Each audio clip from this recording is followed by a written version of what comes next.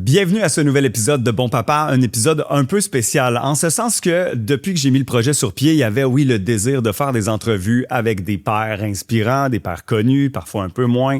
C'est pas fini ce volet-là, mais depuis le début aussi, il y a l'aspect super important pour moi d'établir à partir de ça une connexion, une ligne de communication avec mon propre père Daniel.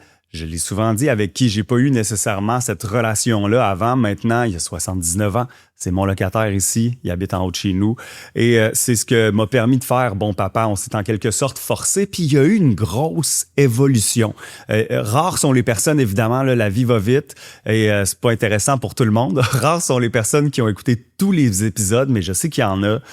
Et j'espère que, comme moi, vous avez constaté vraiment une évolution, parce qu'au début, j'étais plus dans la confrontation avec lui beaucoup sur la défensive.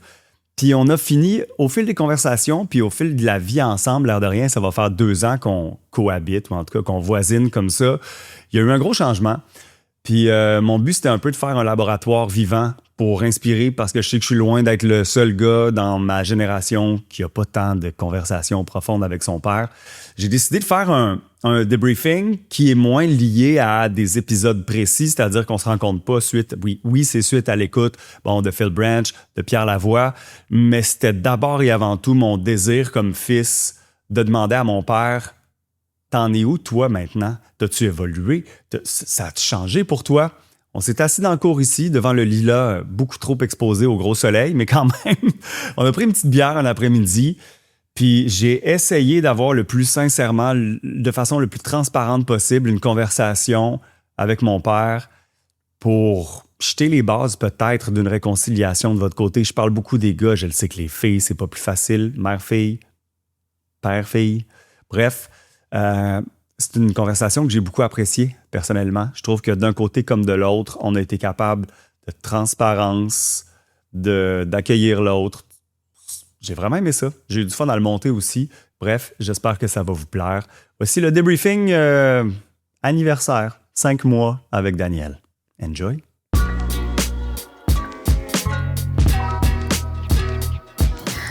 Cheers! Des bouchons de petite canette.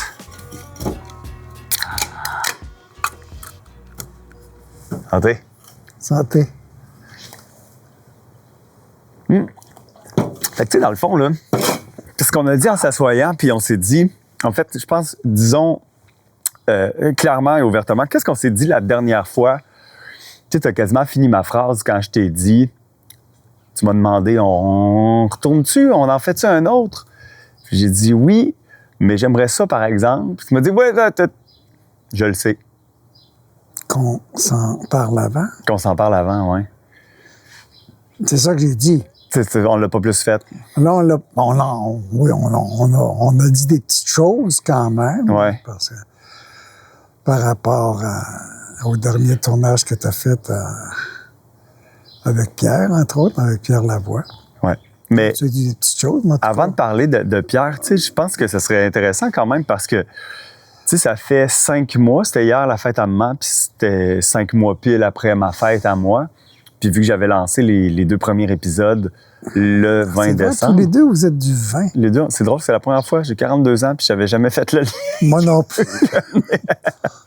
Ben oui, hier, ça a bien pris le podcast pour que je me dise, ça fait 5 mois pile. C'était la fête de maman puis c'était la fête du lancement des premiers épisodes. Puis, tu sais, dans le fond, moi, je trouve ça... Je vais te laisser parler parce que je pourrais parler toute la journée. Oui, je veux bien croire, mais... J'aimerais ça que... Non, mais fais-moi... Puis prends le temps, là, je ferai du montage au pire si c'est plus long, mais qu'est-ce que tu retires, qu'est-ce que tu retiens de ces 5 premiers mois-là par rapport à nos discussions? Parce que quand tu regardes les premiers, là, moi je le trouve, on n'est pas en même place, là. Tu sais, on part de loin, puis on évolue, tu sais, toi? C'est un ajustement de regard. Je m'aperçois que, enfin, j'ai l'impression que t'as un regard sur ton enfance et ton adolescence. Puis moi, j'ai un regard aussi, tu sais, je veux dire, t'étais pas absent de ma vie pendant que t'étais adolescent et enfant, tu sais, je veux dire. Qu'est-ce que tu veux dire, t'es pas absent? Non, mais tu me dis, c'est parce que j'ai comme eu l'impression à un moment donné que j'aurais peut-être pu en faire plus que j'en ai fait, je sais pas. Oui. Bon. Mais c'est correct. Mais après ça, tu sais... L'impression... Bon, c'est en soi évident, ça, je le crois quand j'y réfléchis, j'y ai réfléchi. Parce que, dans le fond, c'est ça qui est intéressant, c'est de poser le regard nouveau sur un ancien regard. Oui. Ah oui, puis on le fait tous. Comme là, justement, l'anecdote, une anecdote dans Pierre, rapide, là, ouais. dans Pierre Lavoie, c'est que il raconte comment il allait faire l'épicerie, etc., parce qu'il était rendu dans la côte. Puis toi-même, tu surenchéris là-dessus. Tu te dis, mon Dieu, Seigneur, ça a été si difficile que ça. C'est le temps qu'on était probablement sur la rue de Lisieux. Il y a eu des longues périodes. Personne n'aime. Quand t'es jeune, t'aimes pas ça être le foyer qui n'a pas vraiment de voiture. Là. Ouais. Puis on a eu quelques années quand même. Oui, où on avait moins de voitures en réalité. Ben, c'est ça, parce qu'on... C'est drôle. Totalement absent de voitures, ça a été très rare. Mais j'ai quand même des souvenirs là, de faire l'épicerie avec maman puis d'être un petit enfant qui est comme « Hey, on en marche ». Puis tu sais, aujourd'hui, je suis l'adulte marcheur. Là, à chaque fois que mes amis disent « On va-tu là? On se colle-tu un taxi? » Je suis comme « Ben voyons, c'est 3, 4, 5 kilomètres de marche. On marche. » Non, mais ça vient de là, tu sais, c'est super positif dans le fond. J'ai reconnu quand même quand tu fais le poids du sac qui coupe les doigts. Là, tu sais, ben ça, je l'ai vécu moi aussi. De toute façon, les sacs, à un moment donné, il y avait encore des sacs de plastique, puis le plastique, ça se rétrécit. Ben, c'était pire quand on prenait un sac de papier, là, dans ce temps-là, parce que quand tu as 6-7 ans, là, il en rentre bien trop de stock là-dedans, ça devient lourd. En tout cas, ben, c'est ça, c'est le regard qui est différent.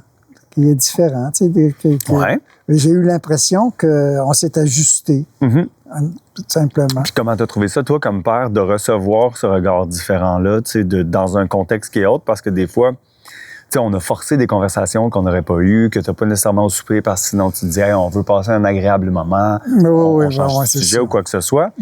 L'idée d'avoir ces conversations-là forcées, puis d'ajuster ton regard, ou tu sais, c'est une vieille vérité, là, que y a ta vérité, ma vérité, la vérité existe pas tant. Ben, elle existe quelque part. Elle existe en chacun, mais quand ça... Mais de les réconcilier, mettons. Oui. Comme processus, t'en es où maintenant avec ça? Comment tu vois ça? Ben, il faudrait que je comprenne bien la question. Comment je vois ça maintenant? Ces réconciliations de vérité-là qu'on n'avait jamais fait, parce que moi, j'essaie toujours de me mettre dans la peau des... Tu sais, mettons que moi, je prends le bâton de parole un peu, là, tu sais. J'ai l'impression que c'est pas la première fois qu'on le dit, mais ce que j'en retiens, c'est qu'il y a tellement de non-dits, puis tu sais, il y a rien qui m'énerve plus, là, tu me connais, là.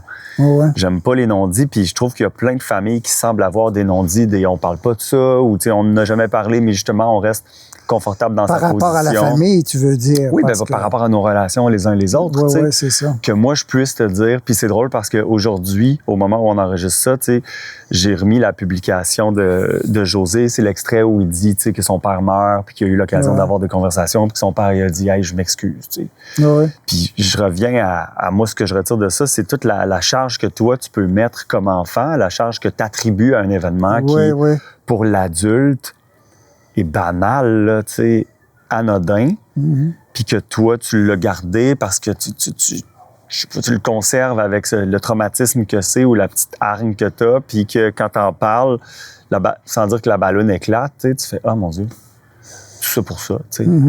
C'était pas dans le sens que, souvent, il y a sans doute des gens qui ont eu des parents terribles, tu sais, mais très souvent, c'est plus des omissions, c'est plus des absences que des méchancetés directes, tu sais. Oui, bien sûr, c'est ça. Mais c'est des parts d'égoïsme, de quelque part, tu sais, je veux dire, il y a des choses qui nous fatiguent. Les enfants, comme, tu sais, je veux dire, moi, j'aime les enfants, mais on dirait... mais quelque part, oui, il y a un moment donné... oui, je pense que ça serait faux de... Quand cet absolu amour de l'enfant, etc., je veux dire, un instant, là, je veux dire, des fois, c'est fatigant, un enfant, c'est fatigant. Même si il y a des chansons là-dessus, là, je sais pas, chante donc. Comment ça s'appelle? On a mis un enfant au monde et on pourrait peut-être l'écouter. Oui, c'est Harmonium. Harmonium, bon, je veux dire. Puis il y a une autre avec un chanteur français là, qui est assez... J'oublie ça. C'est Patrice, comment le chanteur français, Patrick. Patrick Bruel, qui est complètement cancel. Il y en avait une chanson drôle. Oui. T'en rappelles-tu de cette chanson-là? Oui. Sais-tu de quelle? C'est un peu dans le même style, là, tu sais. Qui a le droit de faire ça à un enfant? OK. Ouais, c'est ça, là, tu sais. Exactement. Qui croit ce que disent les grands? Ouais. En fait, moi, c'est Qui a le droit? Qui a le droit de faire ça, ouais. C'est juste, c'est une personne qu'on cite moins ces jours-ci, Patrick Bruel. Ben ouais, mais là, je veux dire, bon, en tout cas... Mais sais-tu? C'est comme un grand défenseur. Il faut... Ben, au-delà de ça, moi, ce qui me revient souvent, c'est l'escalier de Paul Piché. Parce que, tu sais, il dit, au fond, les enfants, c'est pas vraiment méchant. Ça peut mal faire et faire mal de temps en temps. Ça peut cracher, ça peut mentir, ça peut voler. Au fond, ça peut faire tout ce qu'on leur apprend. Ben, déjà, moi, je trouve ça quasiment moins pire un peu. Oui, mais non, mais, oui, ça, c'est comme quand je te disais que les enfants, ils sont tellement fâchés parce qu'ils disent toujours « fais ce que je dis, fais pas ce que je fais ». Fait que c'est un peu, c'est exactement la même idée. Oui, effectivement. Tu sais, je veux dire, en tout cas, je trouve ça tellement drôle.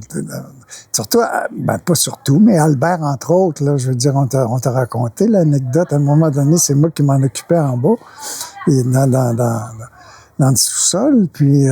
Vous le gardiez quand on n'était pas là? Je le gardais, en tout cas, je m'en occupais, puis là, il s'est mis à jouer avec la chaudière, là, avec les fantastiques pour essayer. La mop avec la pédale qui spinne. C'est ça, tu une idée, toi?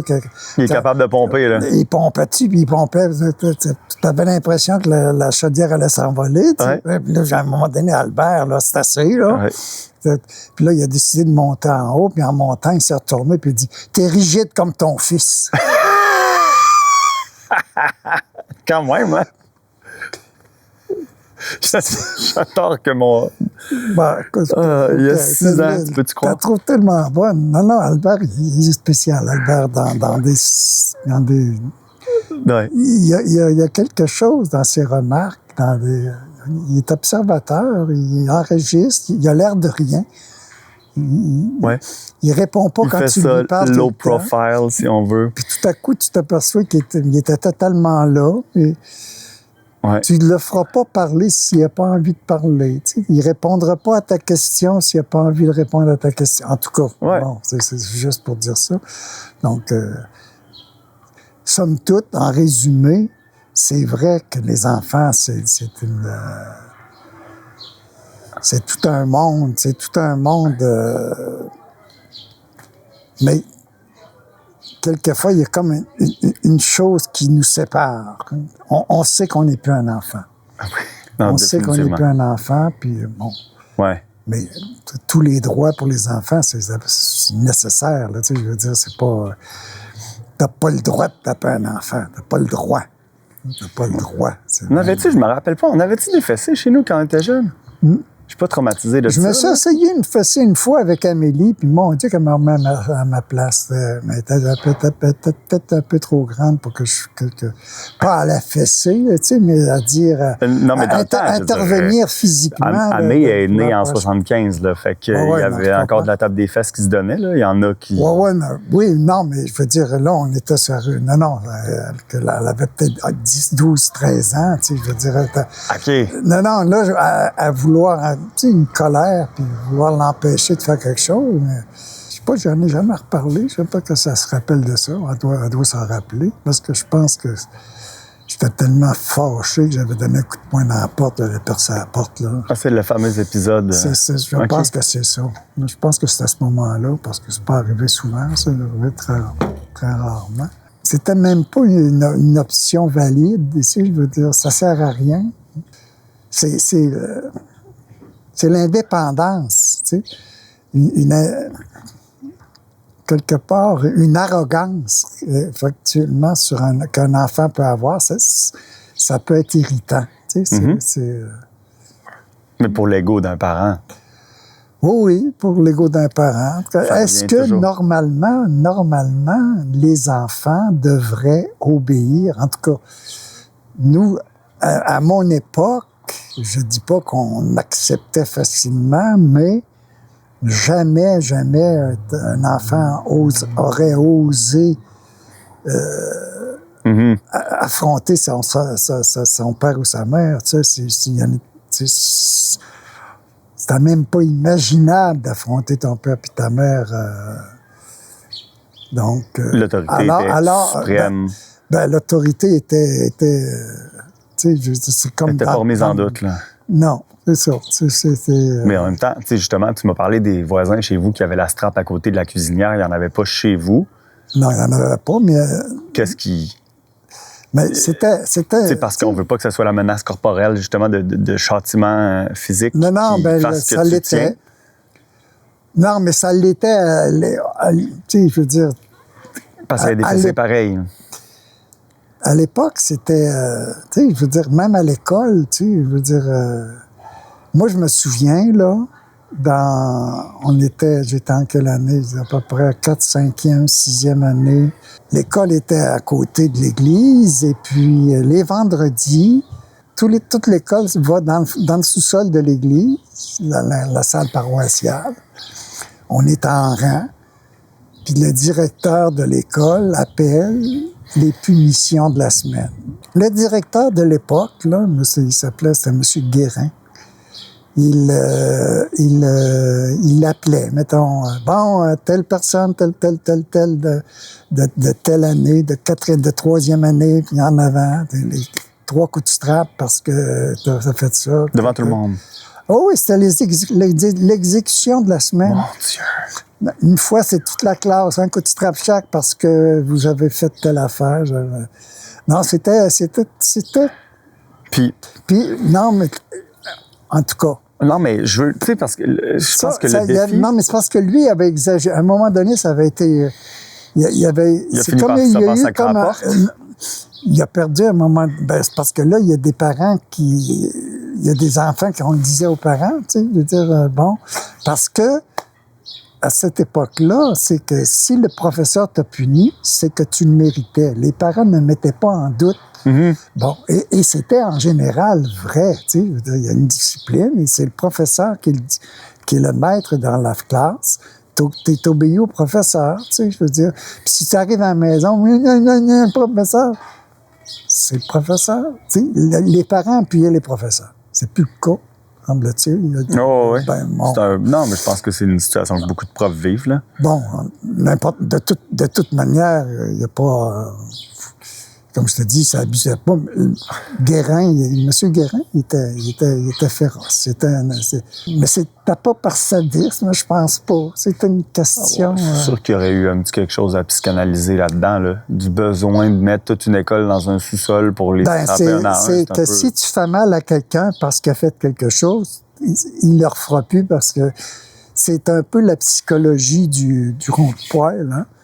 Si tu lui tousses puis que c'est chaud, tu y retoucheras plus. Donc, si tu as fait telle affaire, oui, mais c'est toi qui as mis ta main sur le rond de poêle. En tout cas, je suis pas sûr. En tout cas, je te dis juste en 2026, les psychos... Je te dis juste que ça ne se fait plus. Le monsieur, il a perdu son emploi. Les parents, à un moment donné, ont vu que c'était un peu exagéré. Tu sais, mais moi, je veux savoir... Tu sais, avec le recul, justement, d'avoir eu d'avoir respecté l'autorité, mais à cause de ça, à cause de la crainte de représailles physiques, là, ou c'est juste... Qu'est-ce que ça amène sur ta génération, sur la personne que t'es par la suite? Quelque part, ça peut amener une certaine réserve exagérée. C'est pas de la timidité, mais... tu te retiens. Au lieu d'avancer, tu veux dire... Dans mon cas, peut-être que ça a eu un petit peu quelque part non, c'était du genre, j'écoutais, puis je retenais les choses, puis mais retenir l'initiative, tu sais, oser... Bon, mais il y en avait, tu sais, je veux dire, c'est peut-être mon caractère aussi, tu sais, l'aspect... Tu vois, Albert, c'est pas un enfant qui manque d'initiative. C'est même. Il n'a jamais été strappé, je te rassure. Non, mais ouais. Tu peux pas l'empêcher, mais tu retiens un peu. Des fois, tu y exagères. Je veux dire, s'il est rendu dans oui, Albert qui grimpe dans le lilas comme si c'était un beau pommier. Puis il veut dire, à un moment donné, la branche est moins forte que où il a pris du poids. Oui, puis il y a sa mère qui va, je te dirais qu'elle compte la fessée, mais si il tue son lit-là, ça se peut qu'elle soit tout à coup pour. Ben, tu sais, une tape ses fesses, ça existait dans le temps. Tu sais, une tape ses fesses. Ben, chez M. Rancourt, c'était Mme Rancourt, elle disait, Serge, là, ton père va arriver, puis il va te donner la strap. Si tu... En tout cas, je veux dire, ils marchaient à strap, eux autres. Mais, c'est pas ça crée une espèce d'hypocrisie aussi. Tu te caches pour faire les affaires. Donc, pour ne pas être puni, tu te caches pour faire les choses. Des choses qui seraient punies parce que tu vas contre la volonté de quelqu'un. Bon. C'est drôle parce que j'écoutais, j'ai beaucoup aimé, tu sais, l'autobiographie de Matthew McConaughey, l'acteur, mais qui est aussi auteur. Puis lui, il y a un journal intime, là. Il prend des notes de sa vie depuis qu'il a 15 ans, puis c'est savoureux en livre audio parce que c'est lui qui le décrit. Fait que là, tu connais la voix de Matthew McConaughey, qui a vraiment un petit côté du Sud, très sûr de lui, un peu cowboy. Puis il dit, chez nous, tu te faisais jamais punir pour avoir fait un mauvais coup. Tu te faisais punir de t'être fait pogner. Je dis, c'était la politique de ses parents. Puis c'est drôle parce que, tu sais, c'est plus ou moins en lien avec ce que tu viens de dire, mais un peu par rapport à l'hypocrisie puis le fait de faire les choses puis se cacher. Mais tu sais, ça m'amène à penser à quel point, puis c'est ce que je dis souvent à Natacha, tu sais, quand elle est un peu stressée par rapport à certaines choses, certaines de mes façons de réagir face aux enfants, il y a plein de façons d'éduquer qui, ultimement, donnent pas des enfants traumatisés non plus, tu sais. Il y a une résilience humaine, naturelle, puis quand c'est fait dans un équilibre, si j'ai été plus strict là, mais qu'à la fin de la journée, puis ça, je le répète ad nauseam, tu sais, si à la fin de la journée, il y a un bisou, il y a un retour sur le « Hey, aujourd'hui, papa t'a parlé raide à ce moment-là. » C'est sorti raide, m'excuse, mais faut que tu comprennes aussi pourquoi, tu sais. Mais ça me faisait penser à ça. Donc, pas d'hypocrisie de... Mais ça aussi, ces affaires-là, quand il y a un peu de divergence sur... c'est quand le papa et la maman sont pas tout à fait accordés, là. L'enfant regarde... Hein?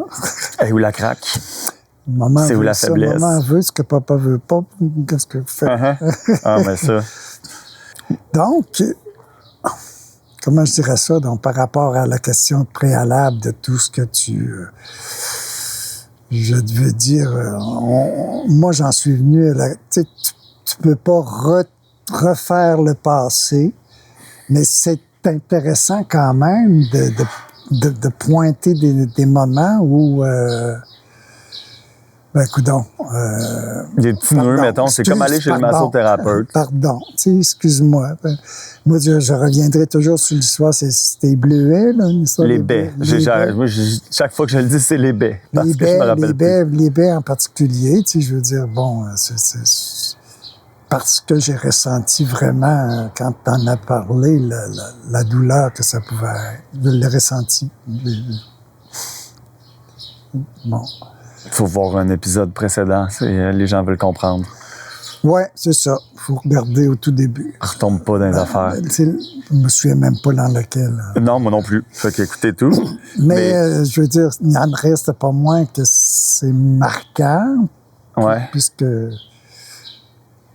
c'est comme si... pardonner, c'est pas oublier. Hein? C'est pas effacer... mais c'est ne plus en vouloir, par exemple. C'est peut-être, comprends-tu? C'est ne plus avoir d'amertume. Oui.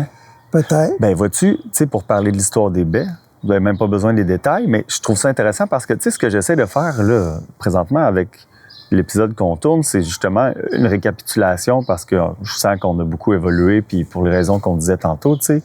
Et tu donnes l'exemple de l'histoire des baies, puis pour vrai, je réalise que tu sais, des fois, tu essaies de faire le travail de ton bord.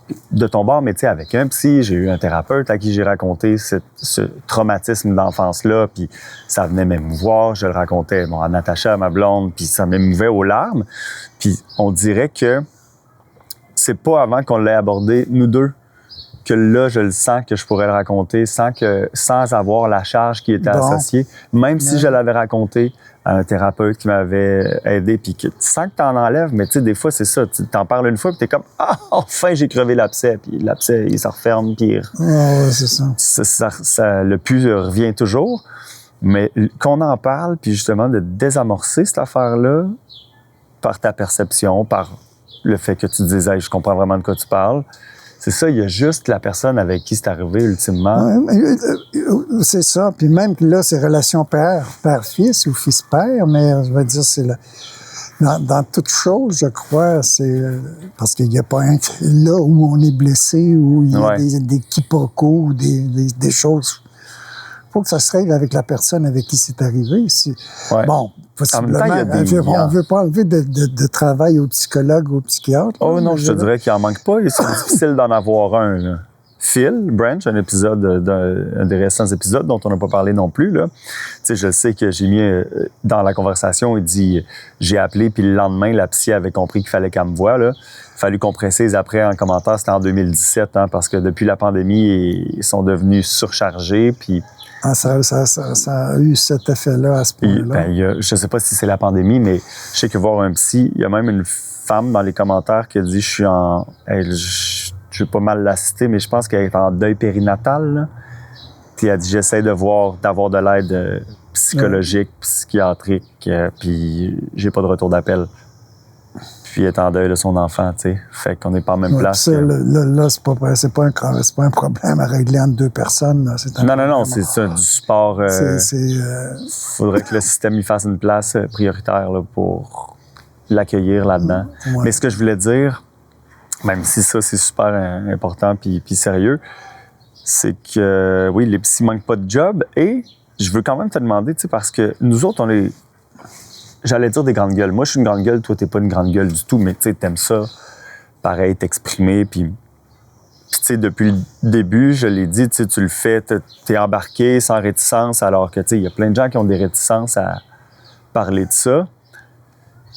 Comment, on dirait, j'essaie de réconcilier nos générations, puis de voir comment j'aimerais ça aider une personne qui a un vieux père boqué à pouvoir avoir cette conversation-là. T'es pas un vieux père boqué, fait qu'on dirait que t'es pas nécessairement la meilleure personne placée, mais en même temps, t'es le plus proche que j'ai. Ouais, mais si t'es, je sais pas, le vieux père boqué, il est gêné, le père. Il peut être gêné. Il est gêné, il est honteux. Honteux, j'en sais trop rien, parce que là, quand... Tu sais, est-ce que... Pour être honteux, faut que tu aies fait quelque chose d'absolument gigantesque, là. Tu sais, je veux dire, il y en a, malheureusement, là. Ouais. Après ça. Non, mais je veux dire... Mais mettons une fine cassure, là. On parle pas des gens pour qui c'est pratiquement irrécupérable, mais... Tu dis il est gêné, excuse-moi. Ouais, mais il faut que le fils aille le voir. Faut que le fils... comment le père aimerait ça te parler, tu sais, ça dépend. J'aimerais ça qu'on parle de telle affaire, tu sais, tu veux-tu, ça te tente-tu? Il faut que le fils fasse l'approche. Ouais. Parce que le père, si le père est borné, c'est pas lui qui va faire l'approche, tu sais, je veux dire... Oui, ça se peut que ce soit borné, mais il faut que le père s'ouvre aussi pour dire... Oui, ben là, mais il faut qu'il demande. Est-ce que lui montrer, père, viens donc voir ça? Oui, c'est pour ça qu'on parle. C'est pour ça que tu fais bon papa, éventuellement. C'est pas ça. Complètement. Puis dans le fond, tu sais, je le fais de façon égoïste, intéressée, comme je dis depuis le début. Mais toi, tu sais, on a parlé de l'évolution, mais toi, qu'est-ce que tu en retires très personnellement? De ce que je qualifie d'évolution dans les 5 derniers mois, si toi, tu te l'appropries dans le sens comme Daniel Huot, là, ça m'a-tu donné quelque chose? T'as-tu une plus-value? J'ose dire que ça m'a pas gêné du tout. Je trouve ça très agréable. Je trouve,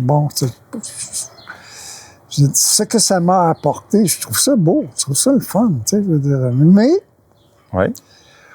j'en ai pas encore regardé une seule de nos interventions entre nous deux. C'est correct, je pense. C'est ça. Me revoir, là, ça. Ouais. Je suis pas rendu là encore. Peut-être qu'à un moment donné, je le ferai. Mais t'es-tu content qu'on a eu des conversations? Penses-tu qu'on les aurait eues, ces conversations-là, dans un autre cadre? Penses-tu qu'on les aurait eues peut-être plus tard? T'sais? Est-ce que notre cohabitation ici... La cohabitation fait qu'on a des relations qu'on n'aurait jamais eues si on n'avait pas fait la cohabitation. C'est sûr. Ça, en soi. Est-ce que bon papa ajoute quelque chose à ça? Ben, j'aurais pas cogné chez vous pour aller dire, j'aimerais ça qu'on revienne sur cet épisode traumatisant de mon enfance. Non. Sinon, je l'aurais fait un peu sous-sous à Noël, puis ça aurait mis un fête au party. Mais je sais, mais J'ai quand même une question. Tu sais, grand-papa est mort quand tu étais début de vingtaine, on l'a dit. Y a-tu des choses que tu n'as pas eu l'occasion de discuter avec lui qui te sont restées toute ta vie? J'ai jamais vécu le deuil de mon père, mais je me dis, tabarouette, j'aurais une couple de petits tiroirs ouverts. Ben, je veux dire, comme tel, on n'a jamais eu de conversation non plus. Tu sais, je veux dire, comme... Tu veux dire? C'est ma mère qui réglait pas mal toute la... Papa, je pense qu'il y avait en tout cas, l'idée que je me suis faite de ça, parce que, puis là, j'aurais pu lui poser la question, c'est que, comme je te dis, moi, j'allais faire mon cours classique, puis là, moi, papa, il avait une 7e année flat, il comptait, il descendait des colonnes de chiffres, il avait une façon de compter qui était incroyable, mais il était pas c'était pas un intellectuel, tu sais, c'était pas un intellectuel. Il était pas scolarisé, bon. Puis je ne sais pas à quel point il se disait, j'envoie mon fils dans un autre monde, tu sais, parce que c'est un peu pour avoir une meilleure vie, puis etc., mais le moindrement qu'on abordait des choses, comme je te dis, papa, il prenait son petit verre de gin, puis dès que l'émotion montait, là, il se mettait à pleurer. Tu sais, donc, j'aimerais ça lui demander pourquoi faire, papa, tu te mettais à pleurer. Pourquoi tu te mettais à pleurer? Mm-hmm. Puis l'aider aussi, tu sais, je veux dire. Ben oui, quelque part, tu sais. On peut-tu voir le bout de ça ensemble? Parce que... C'est ça. Il était là, hein? Il était là. Puis quand il est mort, là, ce qui frappe beaucoup, c'est que à quel point il était présent du fait de ne pas être présent. Tout te parle de la personne qui n'est plus là. Le vide parle par lui-même. C'est ça. Je me souviens, j'avais écrit, il n'y a pas d'absence qui n'a plus de présence que celle de la mort quand quelqu'un part. C'est pareil, c'est ma grand-mère maternelle quand elle est morte. Je veux dire, j'ai demandé au curé de la ressusciter. Bon, ça n'a pas marché. Il ne faisait pas de miracle. Il n'a pas voulu. Il n'a pas voulu essayer. Mais je comprends, là aussi, tu sais. Pas comme enfant, j'ai pas compris. Donc, c'est ça, ce que je demanderais, tu sais, je veux dire, j'aimais beaucoup mon père. Travailler avec lui, quand il allait travailler dans le cave, là, pour faire des affaires, tu sais, puis il me tiens-moi à la planche. Puis, oui, des moments... C'était pas des conversations, c'était un compagnonnage. C'est une... c'est... Bon, en tout cas... Non, c'est une bonne réponse. Ben oui, parce que ça... Souvent, les conversations, c'est « te rappelles-tu » quand tu te rappelles, tu peux par les souvenirs, te rappeler des bons moments, puis ça pourrait être une façon d'aborder un père rétif. Te rappelles-tu de... Un père quoi? Un père, tu disais... Quel conseil tu donnes? Ah oui, je comprends. Un père qui est un peu moins facile d'approche. Tu as un souvenir, tu n'es pas obligé de partir d'un mauvais souvenir. Tu vas le voir. Je ne sais pas si tu te rappelles, mais puis je me souviens pas si j'en ai parlé. On en a parlé déjà dans cette circonstance. C'est la fois où on est allé pêcher ensemble à Jacques-Cartier. Oui, on a parlé, oui. Puis tu avais dit, on va se faire... Dans notre carnet des souvenirs. Ah oui. Oui, on en a parlé. On en a parlé déjà. Mais vois-tu, c'est ça.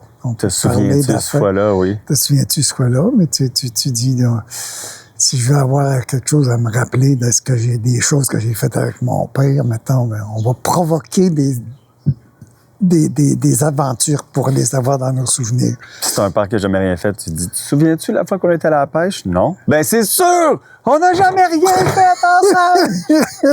C'est de ça que je veux qu'on parle. Merci, Pa. Ah, ça fait plaisir. On verra où ça nous mène pour la suite. Santé, merci. On jase. Parlez.